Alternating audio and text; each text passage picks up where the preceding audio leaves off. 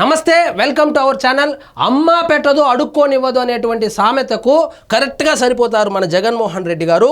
5 కోట్ల మంది ఆంధ్రులు ఆశగా ఎదురు చూస్తున్నటువంటి ఆంధ్రప్రదేశ్ శాశ్వత రాజధాని అమరావతి ఏదైతే ఉందో అభివృద్ధి కార్యక్రమాలకు ఈరోజు నరేంద్ర మోడీ గారు పునఃప్రారంభించడానికి ఆంధ్రప్రదేశ్ అమరావతి వస్తుంటే జగన్మోహన్ రెడ్డి గారికి కూటమి ప్రభుత్వం తరపున ప్రత్యేక ఆహ్వానము పంపించినప్పటికీ బాధ్యతాయుతమైనటువంటి ఒక ప్రతిపక్ష హోదా లేకపోయినా ప్రతిపక్ష పార్టీగా ఉన్నటువంటి ఈ వైఎస్ఆర్సీపీ పార్టీకి సంబంధించినటువంటి నాయకులు కానీ జగన్మోహన్ రెడ్డి గారు కానీ ఈరోజు కార్యక్రమానికి డుమ్మా కొట్టి నిన్నే బెంగళూరుకి వెళ్ళిపోయాడంట.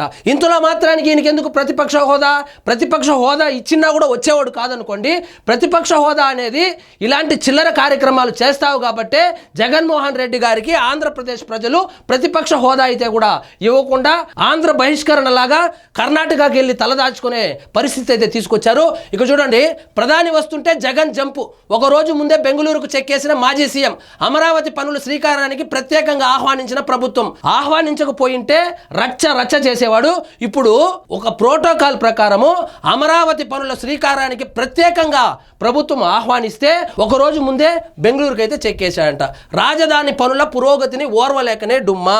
సో ఒక రాజధానే లేకపోతే 3 రాజధానులు కడతా అని చెప్పి అమరావతిని లిటరల్ గా చంపేసినటువంటి జగన్మోహన్ రెడ్డి ఆ అభివృద్ధి కార్యక్రమాలు ఏవైతే ఉన్నాయో వాటిని చూసి ఓర్వలేక, కనీసం చూసి ధైర్యం కూడా చేయలేక, ప్రధానమంత్రి ప్రోగ్రాం ఉంటే ఆహ్వానాన్ని కూడా అందుకునేదానికి సిద్ధంగా లేకపోతే ఆయన పిఏకి ఇచ్చి వచ్చినారంట.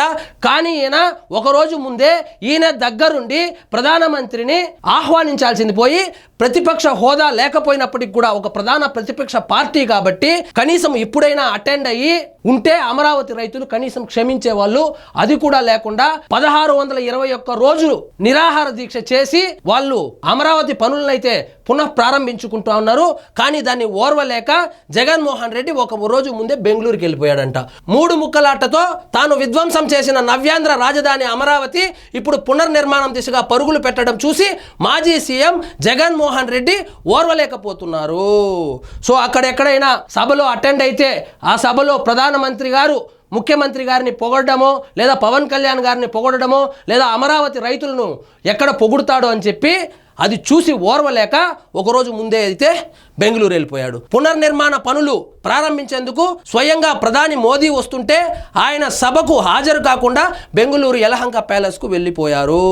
ఇప్పుడు ప్రజలేమనుకుంటా ఉన్నారంటే ఇంతలో మాత్రానికి నీకెందుకు ప్రతిపక్ష హోదా జగన్మోహన్ రెడ్డి గారు అనేసి ప్రశ్నిస్తా ఉన్నారు. తాను 5 ఏళ్లు ముఖ్యమంత్రిగా బాధ్యతలు నిర్వహించినప్పుడు మోదీ అందించిన సహకారానికి కృతజ్ఞతగానైనా ఈ సభకు జగన్ హాజరు కావాలని కోరింది. దేశ ప్రధాని హోదాలో రాష్ట్రానికి వస్తున్న మోడీని మర్యాదపూర్వకంగా ఆయన కలిసి స్వాగతం పలకాల్సి ఉండగా జగన్ ముఖం చాటేసి ఒక రోజు ముందే బెంగళూరుకు వెళ్ళిపోయారు.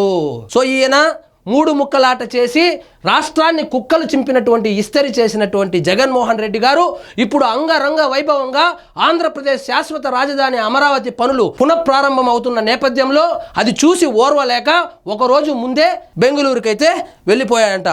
ముఖ్యంగా కృష్ణా గుంటూరు ప్రజలు ఈయన్ని ప్రశ్నించాలి.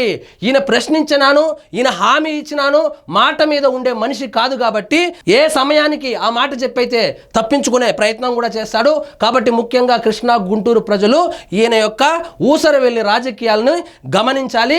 వచ్చే ఎన్నికల్లో కూడా ఖచ్చితంగా తగిన శాస్తి అయితే చేయాలి. మొత్తం కృష్ణా గుంటూరు జిల్లాలో కూటమి పార్టీలు క్లీన్ స్వీప్ చేయడం చూసాం మనము. ఇంక వచ్చే ఎన్నికల్లో కూడా కృష్ణా గుంటూరులో ముఖ్యంగా రాజధానే లేని రాష్ట్రాన్ని నడిపినటువంటి జగన్మోహన్ రెడ్డిని, అదేవిధంగా అమరావతిని చంపేసినటువంటి జగన్మోహన్ రెడ్డికి ఖచ్చితంగా తమ ఓటు హక్కుతో బుద్ధి చెప్పాలని కోరుకుందాం. ఇదండి ఈరోజు మన టాపిక్. మీకు ఈ వీడియో నచ్చినట్లయితే లైక్ చేయండి, షేర్ చేయండి. ఛానల్ మాత్రం సబ్స్క్రైబ్ చేసుకోవడం మర్చిపోవద్దు.